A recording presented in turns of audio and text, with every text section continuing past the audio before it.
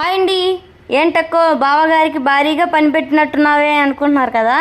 అవునండి, ఎవరు కోరుకున్న కోరికలకి వారే బాధ్యులు కదా.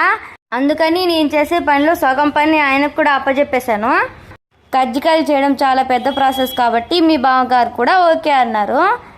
ఇంకేముంది, మీ బావగారు చపాతీ చేస్తుంటే నేను కజ్జికాయలు చేస్తున్నాను. మీకు డీటెయిల్గా రెసిపీ కావాలనుకుంటే కామెంట్ చేయండి, లాంగ్ వీడియో పెట్టేద్దాం. నిజం చెప్పాలంటే మా ఆయన ఫస్ట్ టైం చపాతీ రుద్దుతున్నాడు, అది కూడా పర్ఫెక్ట్గా రుద్దాడు. మీ బావగారు రుద్దిన గుండ్రటి చపాతీని తీసుకొని ఇలా కజ్జికాయ అచ్చులో పెట్టి వారలన్నీ తీసేసుకొని లోపల కజ్జికాయ షేప్ వస్తుంది. దానిని బయటకు తీసుకుని నూనెలో ఫ్రై చేసుకుంటే సరిపోతుంది.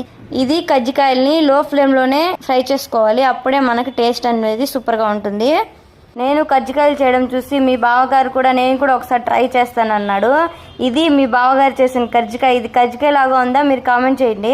ఇలా వర్క్ని షేర్ చేసుకుంటే చాలా హ్యాపీగా ఉంటుంది కదా. మా ఆయన హెల్ప్ చేయడం వల్ల కజ్జికాయలను అయితే త్వరగా ఫినిష్ చేసాము. మీరేమంటారు కామెంట్ చేయండి. ఆయన హెల్ప్ చేయడం ఏమో కానీ నేను వంట రూమ్ క్లీన్ చేసుకోలేక అల్లాడిపోయాను. ఈ కజ్జికాయల్ని మీ సైడ్ ఏమంటారు కూడా కామెంట్ చేయండి. సబ్స్క్రైబ్.